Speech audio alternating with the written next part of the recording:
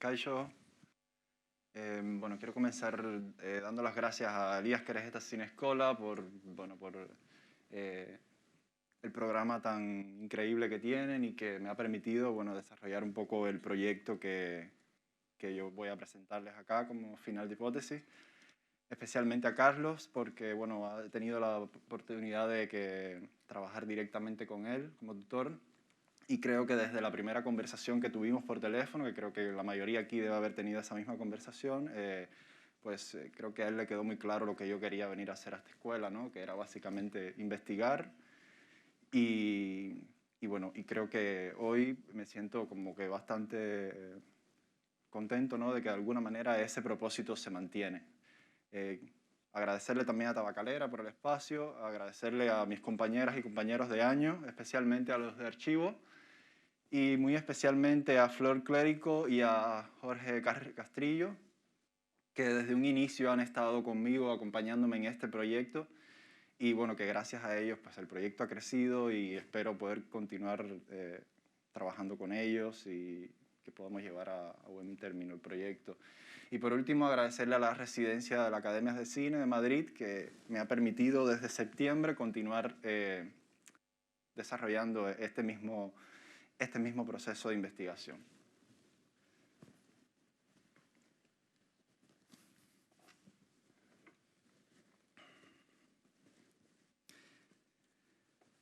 Quisiera comenzar haciendo una aclaración que considero que es importante hacerla, y es que yo no voy a hablar de yo no voy a mostrar un tratamiento de una historia, de una trama, o mucho menos un guión.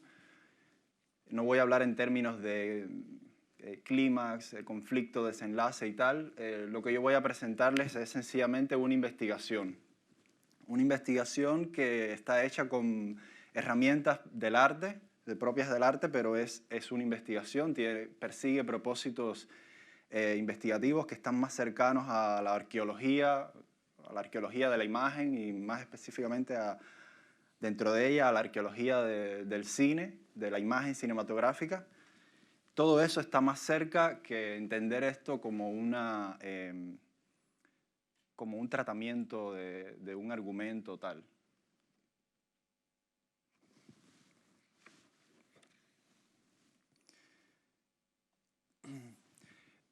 El proyecto se llama El viaje de Salazar y es una investigación sobre el viaje que realizó el inquisidor Alonso de Salazar y Frías por los pueblos del Pirineo Navarro en el año 1611. Y un poco esta investigación tiene como punto de partida el auto de fe que se celebró en la ciudad de Logroño, en la plaza de Logroño, el 7 de noviembre de 1610. Fue el resultado de cerca de 2 años de un proceso judicial por por casos de herejía, específicamente por cuestiones de brujería, ¿no? Los autos de fe, voy a aclarar muy rápidamente, son estos juicios que por lo general se hacían de manera privada, pero algunos que eran como muy notorios se hacían de forma pública. Y este que se realizó en Logroño es uno de esos juicios que se realizó de manera pública. Se dice que no está confirmado, pero que participaron cerca de 30.000 espectadores.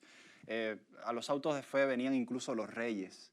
A este no vinieron los reyes, se esperaban, pero participaban incluso los reyes, ¿no? Era digamos, el acontecimiento más importante a veces del siglo, ¿no?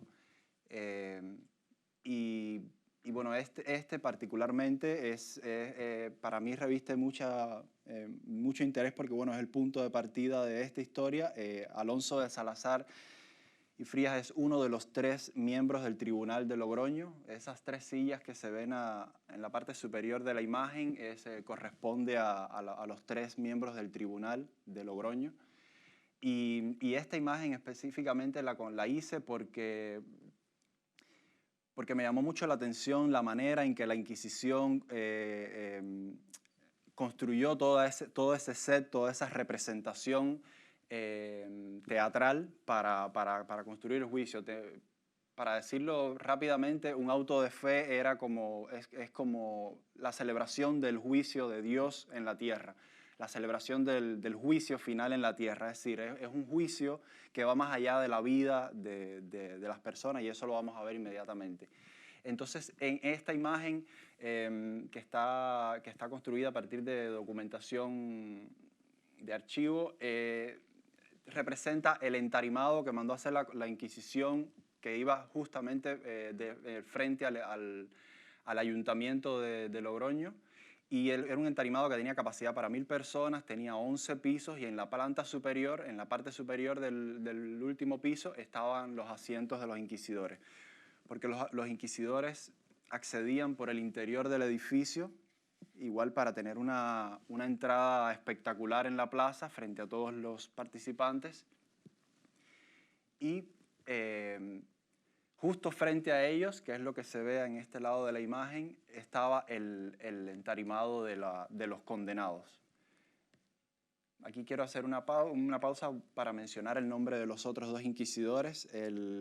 Como dije, Salazar era uno de ellos tres, era el tercer inquisidor digamos, el rango estaba determinado por el nivel de antigüedad que llevaba en el tribunal. Salazar había llegado apenas un año antes al tribunal, de manera tal que ya él había entrado cuando todo este proceso de brujería llevaba más de medio camino ya andado, es decir, él no participó en muchas de las entrevistas que se hicieron.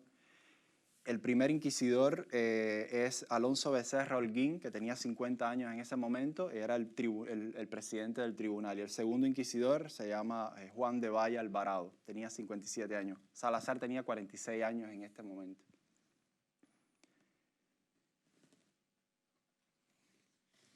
Justo frente a este entarimado que tenía capacidad para 1000 personas, en la que estaban todos los funcionarios de la Inquisición, donde estaban todas las autoridades eclesiásticas, todas las autoridades civiles, todo muy organizado, unas a la derecha, otras a la izquierda. Frente a ellos estaba este entarimado mucho más deprimente, en el que estaban las 53 personas que fueron juzgadas, sentenciadas esa mañana. De esas 53 personas, 31 fueron acusadas por brujería. Las otras 22 fueron acusadas por causas menores. De esas 31 personas, 11 fueron condenadas a la hoguera. Ahora bien, lo que comentaba antes del juicio de Dios, ¿no? de que es un juicio que va por encima de la vida humana, ¿no? Es claramente comprensible cuando vemos este elemento, ¿no? Que es las estatuas que hacía la Inquisición para condenar a aquellas personas que habían muerto o que estaban desaparecidas. Como les decía, es un juicio que duró más de 2 años de desarrollo. Durante esos 2 años pasaron 2 epidemias de peste por la ciudad, y obviamente la mayor cantidad de víctimas era la población carcelaria, y bueno, también por el tema de las torturas y tal. Y eso llevó a que de las 11 personas que fueron condenadas a la hoguera, 5 fueron condenadas en efigie o en estatua, que es también como se le llama a estos muñecos que hacían a tamaño real, donde lo que identificaba a la persona era que el muñeco traía el San Benito. Y al lado de las estatuas había otro funcionario que llevaba un ataúd pequeño donde estaban los restos mortales de esa persona, en el caso de que estuviera muerta. Y luego de eso, tanto la estatua como los restos se arrojaban a la hoguera junto con el resto de los condenados, ¿no? En el caso en total eran 7 mujeres y 4 hombres. De las estatuas eran 3 mujeres, 2 hombres, y de los vivos eran 4 mujeres y 2 hombres. Esos son los 11 que fueron condenados a la hoguera. Los otros 20, de los 31 que fueron condenados por brujería, 8 estaban también, habían 8 que estaban también en estatua, ¿no? Como se pueden ver aquí y tal. Bueno, insisto, ¿no? en mostrar la imagen con detalle, porque es que la imagen ha sido construida siguiendo ese esa línea de investigación. O sea, yo no he hecho esta imagen pensando en hacer un plano y tal. Obviamente, soy consciente de que esta investigación pues, me está dando muchos elementos, digamos, de diseño de producción, ¿no? Todo lo que tiene que ver con vestuario, escenografía, gamas de colores, cantidad de personajes por escena y tal, pero no es mi propósito. O sea, mi propósito cuando hago cada una de estas imágenes y cuando estoy como revisando es precisamente tratar de capturar con la mayor precisión posible todos esos datos que voy obteniendo. Entonces ese es el caso de que esta imagen contiene 53 personas, además de algunos acompañantes, ¿no? Como el caso de este sacerdote que hay aquí, que obviamente muchas de las personas que iban a morir, pues imaginen, ¿no? El estado de histeria y de locura que puede haber contenida en esa imagen, ¿no? A mí como yo vengo de las artes visuales y es algo que hago todavía me mantengo activo, y a mí una de las motivaciones para desarrollar esta investigación es precisamente toda la cuestión visual. Por eso hablaba de la arqueología de la imagen, ¿no? Toda la cuestión visual que yo creo que se desprende de todo este argumento, ¿no? El asunto de los sanbenitos, que me voy a referir a ellos con más detalle en lo adelante. Especialmente los sanbenitos son como uno de los puntos así de interés mayor que tengo hasta ahora, ¿no? 6 meses después de este auto de fe, Salazar debe salir en un viaje de visita. Una de las 2 o 3 cosas por las que la Inquisición era conocida en su momento era por los autos de fe y por los viajes de visita. Los viajes de visita eran unos viajes que ordinariamente tenía que realizar un inquisidor una vez al año por todos los territorios que estaban dentro de la jurisprudencia de la Inquisición. Y bueno, básicamente la función de ese viaje era pues ir haciendo una inquisición, valga la redundancia, acerca de cuestiones que preocupaba a la corte. Creo que eso es algo que está muy claro, pero es importante diferenciar la Iglesia de la Inquisición. No es exactamente lo mismo. La Iglesia responde a Roma, al Papa, y la Inquisición en España respondía al rey. O sea, la Inquisición tenía sobre todo una función política y se instauró en España sobre todo para expulsar a los judíos. De hecho, la brujería en España es menor comparado con el resto de Europa, con lo que sucedió en Alemania, con lo que sucedió en Inglaterra. Aquí, sobre todo, la Inquisición tiene un protagonismo en la expulsión de los judíos, luego de los judaizantes y tal, ¿no? Y eso obviamente respondía en primer orden a una cuestión política. Una de las 2 personas que acompañan a Salazar, hasta ahora tengo, digamos, confirmación de 4 personas que lo acompañan durante este viaje, que es un viaje de 8 meses. Y 2 de las personas que lo acompañan es el licenciado Francisco de Peralta y el licenciado Luis de Huerta y Rojas, ¿no? Una de las cosas que a mí también me tiene como todo el tiempo pensando es imaginando esa caravana, imaginando todas las cosas, todas las provisiones con las que se debió cargar en un viaje como de esta naturaleza, ¿no? Salazar, por ejemplo, cargó con 338 copias de confesiones acusados, sospechosos y tal, que habían sido confesados ya, interrogados ya en un viaje anterior, que en este caso lo había realizado Valle Alvarado, uno de los otros inquisidores. Y Salazar, una de las tantas cosas que se lleva de toda la documentación que se lleva es 338 copias de confesiones anteriores, porque debe encontrarse con esas mismas personas y tomarle pues el acto confesarse, reconocer su culpabilidad, etcétera y tal, ¿no? Entonces él debía como contrastar eso. Otra de las cosas que se lleva es el edicto de gracia, que es uno del que entraré un poco más en detalle en las próximas imágenes, que es también un documento muy importante, y muchos formularios de confesión impresos. Salazar, en los 8 meses que dura su viaje, va a ser alrededor de 1000 1.600 entrevistas, y cada una de esas entrevistas llevaba toda una documentación burocrática bastante impresionante, ¿no? O sea, donde incluso a veces se incluía la transcripción de la entrevista, de la confesión como tal. Y eso, pues para adelantar trabajo, pues él se llevó un montón de formularios, porque eran formularios ya impresos, en los que luego él le va a agregar determinadas cosas puntuales.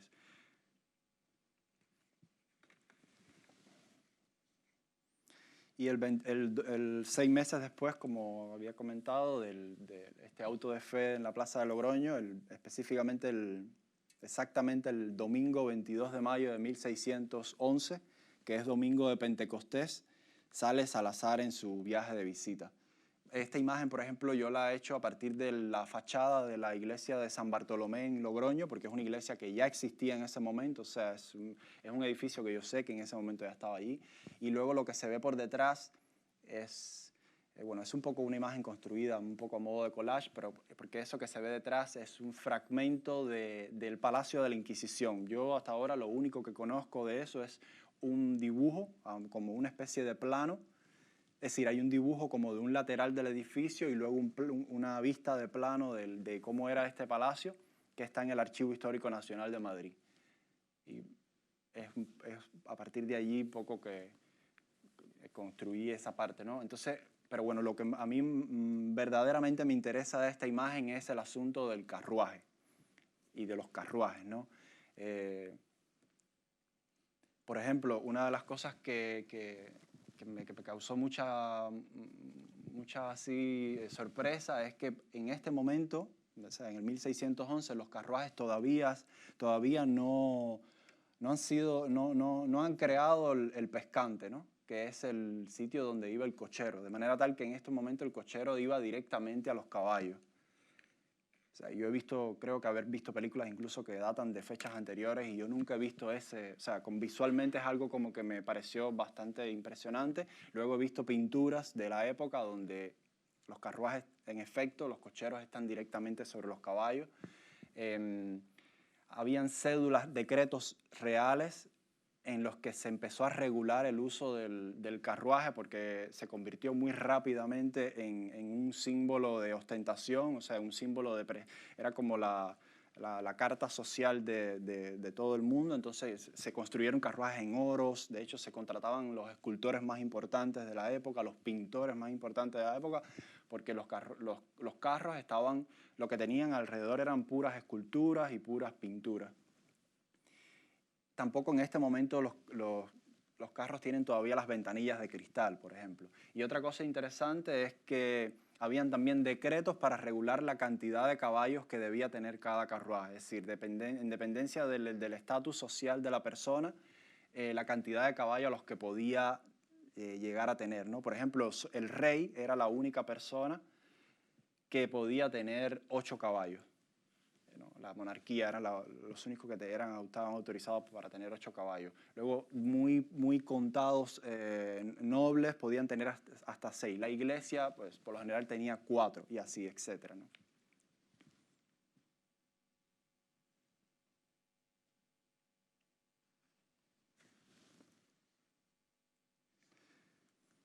Otras dos personas o personajes que acompañan a Salazar y que para mí revisten un interés todavía mayor son los traductores, que son el dominico José de Elizondo y Domingo de Sardo.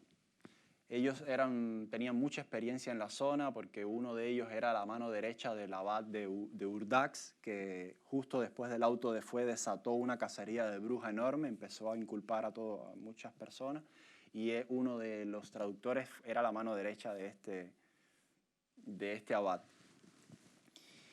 Y Domingo de Sardo el invierno anterior había estado por toda la zona igual leyendo sermones y tal, ¿no? Entonces, además de conocer la lengua, que es para mí también una de las cosas que más me interesa de la investigación, ¿no? Todo este choque entre, digamos, el castellano y los distintos dialectos del euskera, ¿no? Y que hayan precisamente, y que esto se pueda como visibilizar en figuras tan claras, ¿no? Como son el propio Salazar y los traductores, ¿no? Y tengo entendido de que esa conexión, esa comunicación, a pesar de que, como he dicho, ellos estaban más en la línea de la Inquisición de condenar de desatar, ¿no? Toda esta cacería de brujas y de aumentar la represión y tal por el tema. A pesar de que hay esa diferencia con el propio Salazar, sí hubo mucha conexión, porque de hecho Salazar en sus escritos manifiesta de que ha habido errores de transcripción en las confesiones anteriores. Recuerden que le ha dicho que él trae 338 confesiones, copias de confesiones. Pues él descubre con los traductores de que ha habido errores de transcripción, de traducción, y que eso ha conllevado a que se culpabilice en ocasiones, incluso injustificadamente, solo por errores de traducción. Y eso a mí me parece como muy interesante, ¿no? De hecho, yo hablaba que un poco me gustaba que el inicio de esta historia, ¿no? De si llega a ser una película finalmente, pues un poco comenzara con ese malentendido, ¿no? De que todo al final se trata de un gran malentendido en el que ni siquiera somos capaces de entender lo que hablamos, ¿no? Y bueno, los muestro en el interior del carruaje porque también, como les decía, el carruaje es algo el carro es algo que para mí reviste mucha importancia por todo esto que he dicho anteriormente, ¿no? De cómo era el carruaje en ese momento, pero además porque es un viaje que va a durar 8 meses, es un viaje que de un sitio a otro toma mucho tiempo el desplazamiento, y yo creo que es uno de los espacios que más me podría ayudar a definir, digamos, la intimidad de Salazar, ¿no? Es una persona que los testimonios que hay de él se dice que era una persona muy culta, que siempre andaba con un libro debajo del brazo. Existe y está publicado un inventario que se realizó a la muerte de él, y existe la biblioteca de que él tenía a su muerte. Y es uno de los propósitos que yo tengo también con esta investigación, ¿no? Poder reconstruir la biblioteca de él, porque creo que es la manera más directa, ¿no? Que puedo acceder a su manera de pensar, qué literatura le interesaba y tal. Aquí quiero hablar también de un detalle que para mí es muy importante, y es que Salazar era protegido, y un poco gracias a esa protección es lo que le va a permitir a él, al final del viaje, hacer este informe final que va a cambiar la jurisprudencia de la Inquisición. Es decir, él se pone un poco en favor de las víctimas, ¿no? Es probablemente el único inquisidor que le haya dado voce a las víctimas, en tanto que transcribió literalmente todo lo que dijo, y además reconoció de que la Iglesia había cometido una gran culpa, y que muchos de los procesos, que incluso personas que se habían llevado a la hoguera se habían llevado sin ningún tipo de prueba, que todo era producto de una gran histeria colectiva que había generado la propia Inquisición. Lo que quería comentar es que Salazar, al tener este protector, que es nada menos que el inquisidor general Bernardo de Sandoval y Rojas,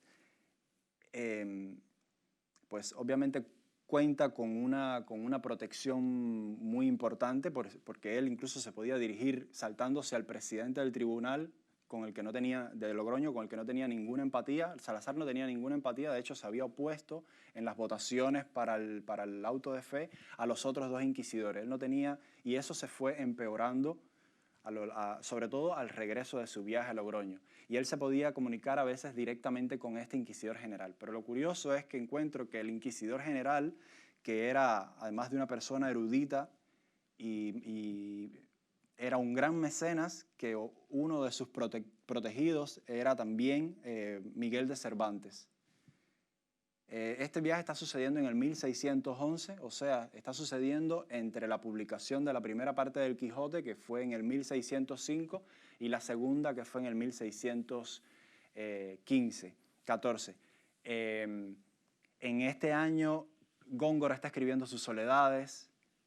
En este año, Miguel de Cervantes está escribiendo sus novelas ejemplares, en las que además hay un personaje que es una bruja.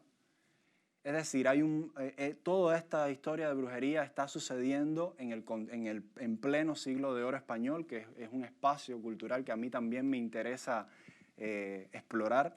Y creo que esta figura del inquisidor general, y bueno, y más específicamente Salazar, ¿no? Que son estas personas que por una parte son mecenas, que apoyaron la cultura de su tiempo, de la más valiosa de su tiempo, pero por otro lado son un poco lo que están liderando toda esta cacería de brujas y también la expulsión de los judíos, porque este inquisidor general, Bernardo de Sandoval, digamos, sus dos grandes hitos son haber expulsado a los judíos de España y haber un poco respaldado toda esta cacería de brujas, ¿no? que sucedió aquí al norte del País Vasco.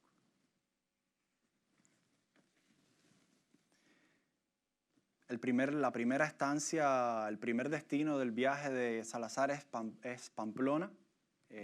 Allí él se va a encontrar con Antonio Venegas de Figueroa, que es el obispo de Pamplona.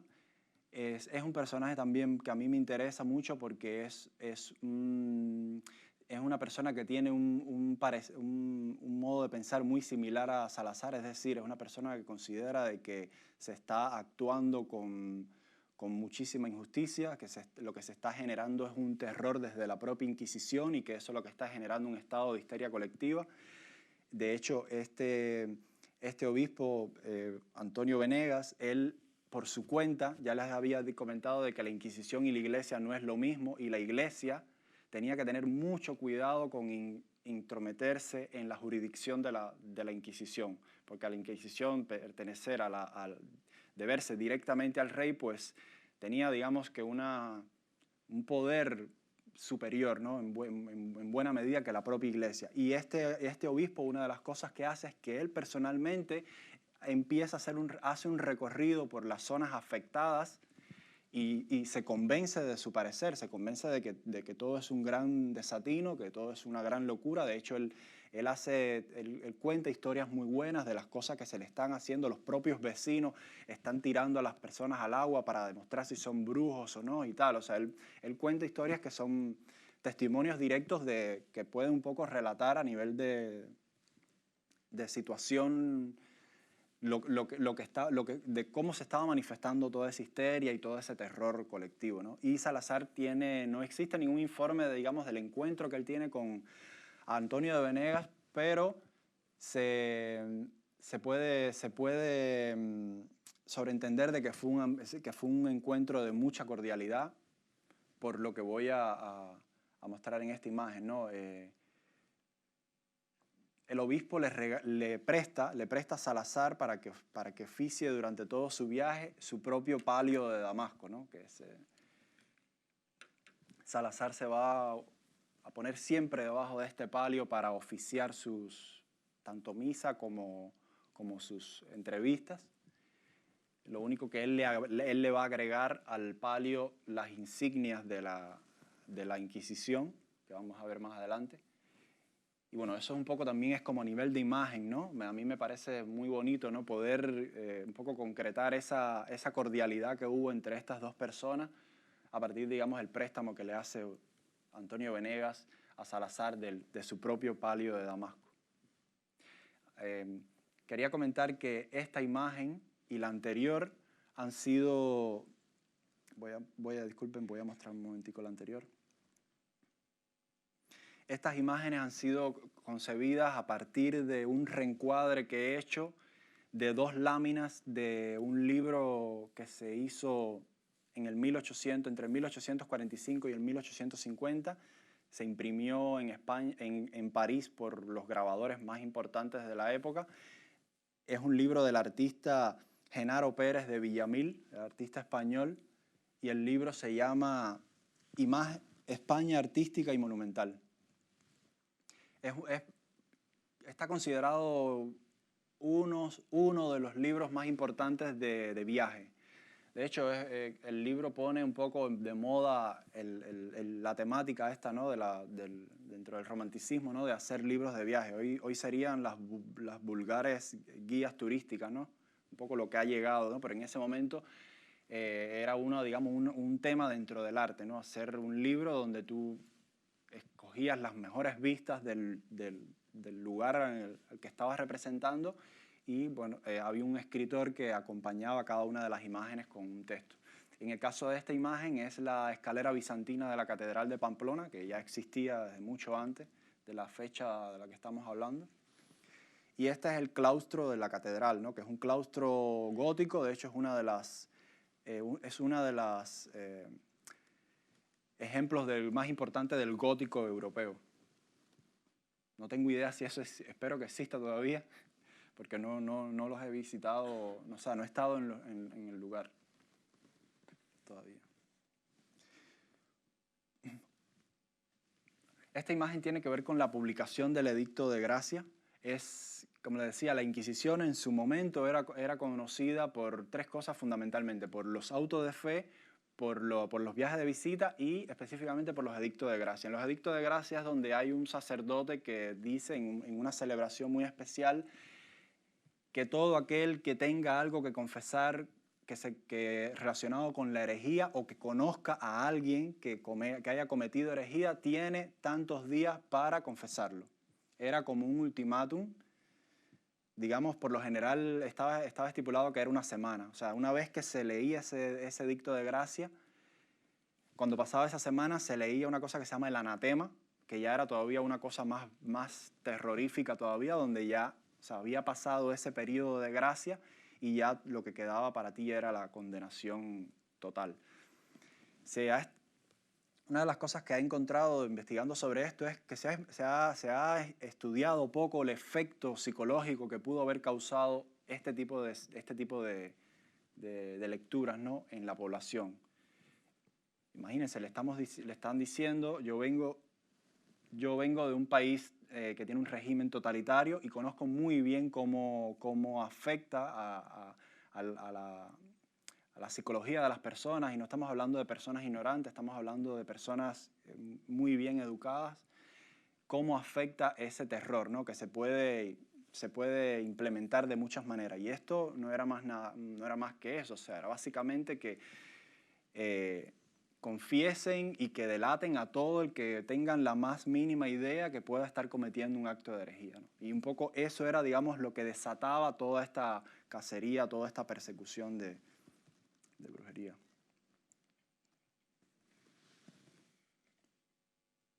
Esta, por ejemplo, bueno, es una escena de cómo podía lucir un interrogatorio. Entre las cosas con las que cargaba Salazar en su viaje era con una sala de justicia inquisitorial transportable. En esa sala podían haber algunos de los elementos que se ven en esta imagen: la mesa, las sillas, el palio y un altar transportable. Todo esto lo primero que se hacía cuando llegaban a un sitio era habilitar un espacio para que esta sala tuviera sus funciones.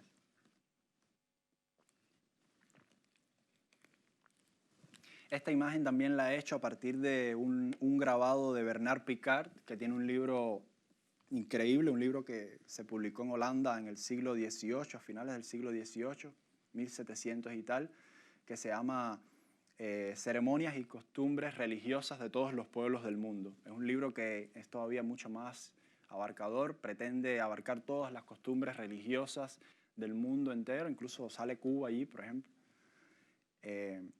Y hay varios grabados dedicados a la Inquisición, y este específicamente es a partir de esa imagen que creó Bernard Picard de cómo podía lucir una sala de Inquisición, ¿no? En la imagen de Picard, aquí está el inquisidor, aquí está el traductor, ¿no?, el asistente, y aquí está la condenada, ¿no? Yo he puesto al inquisidor aquí, un poco para tomar distancia, y que sean los traductores o un traductor y un asistente quienes estén más cerca de la acusada. Luego de Pamplona, ellos se dirigieron a Sant Esteban, que es el sitio donde más tiempo van a permanecer, y ahí en Sant Esteban, que estuvieron desde el 29 de mayo, que es cuando se lee el edicto de gracia, hasta el 4 de julio, pues pasa la noche de San Juan allí. La noche de San Juan es una de las festividades en las que más se esperaba que sucedieran todo este tipo de ritos especiales, ¿no? De hecho, se decía que durante la noche de San Juan los los herejes iban a la iglesia, tumbaban el altar, la cruz la arrojaban contra las gradas, le pegaban fuego a todo, pero luego misteriosamente todo lo arreglaban y al otro día no había prueba de que eso había sucedido. Pero eso incluso se usaba como prueba, o sea, eso está transcrito en varias confesiones y eso contaba como prueba de culpabilidad, aunque obviamente no exista ninguna prueba de eso, ¿no? Entonces, esta imagen un poco la he hecho también pensando en ese momento, ¿no? En ese momento en el que, no Salazar, porque Salazar es una persona muy escéptica, una persona que va incluso a rechazar constantemente esas alegaciones de haber participado en aquelarre y de haber culpado a personas si no hay prueba. Y obviamente muchas de esas acusaciones se caían por su propio peso al no existir ninguna prueba y él constantemente está anotando en todas las actas que no hay pruebas, no se debe tomar en serio esto. Y bueno, me imagino, ¿no? Algunos de sus asistentes, incluso sus traductores, sí, obviamente creen que hay ritos satánicos y tal, y bueno, durante esa noche de San Juan, pues, no sé, de momento es una imagen que para mí no tengo manera todavía de avanzar, ¿no? No sé en qué sitio ponerme, si verdaderamente está sucediendo algo esa noche o no. Yo creo que algo sí debe estar sucediendo porque todavía las noches de San Juan suceden bastantes cosas. Y no sé, he recordado mucho la escena del rito pagano de Andrei Rublev, de Tarkovsky, por ejemplo, que es una escena también importante, incluso para el personaje protagonista. Y bueno, tal.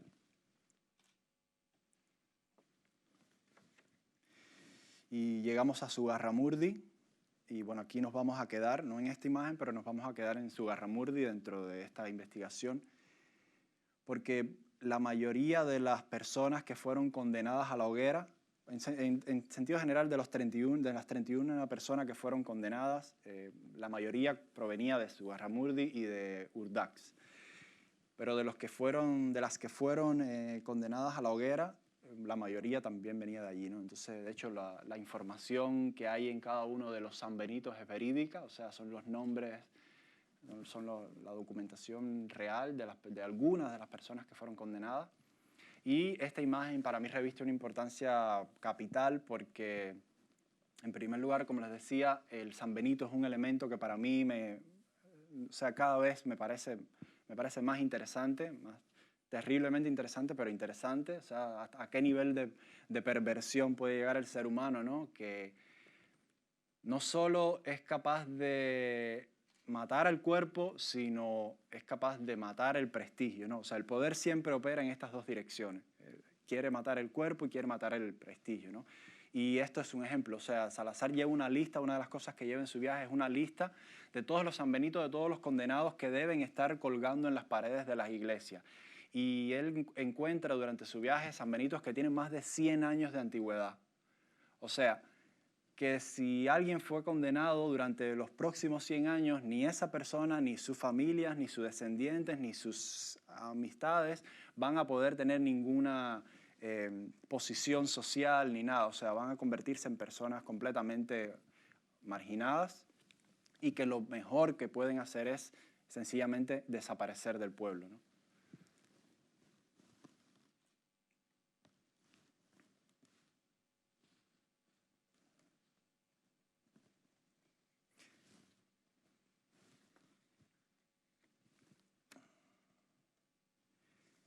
Bueno, esta es la última imagen que quiero mostrar y con ella vamos a hacer una proyección sobre esta imagen. Y es una imagen que yo es la primera imagen, probablemente sea la motivación de toda esta investigación y creo que también un poco resume en una palabra, digamos, el centro de este proyecto, ¿no? Que es la culpa, ¿no? O sea, ¿qué puede haber pasado por ¿qué puede haber pasado por la cabeza de una persona que considera de que es culpable de haber firmado actas de muerte por hoguera, ¿no?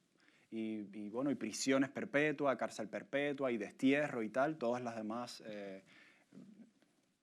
acusaciones que puede experimentar una persona que se da cuenta de que todo eso ha sido injusto, ¿no? Y que luego tiene ese encuentro ya en el lugar natal de cada uno de esas víctimas con el San Benito, ¿no? Pues yo lo que me he imaginado es a esa persona pues rodeado de toda su, digamos, pompa inquisitorial y también rodeado de algunas de esas personas que han sido víctimas de la hoguera, ¿no? Y un poco esa es la idea de esta imagen. Como les decía, no es una imagen que responde a un plano cinematográfico. En principio, es una imagen que responde en primer lugar a un interés investigativo, de tratar de que todos los elementos que yo considero que formaban parte, digamos, de ese imaginario, ¿no? De ese personaje en ese momento, pues que estuvieran presentes.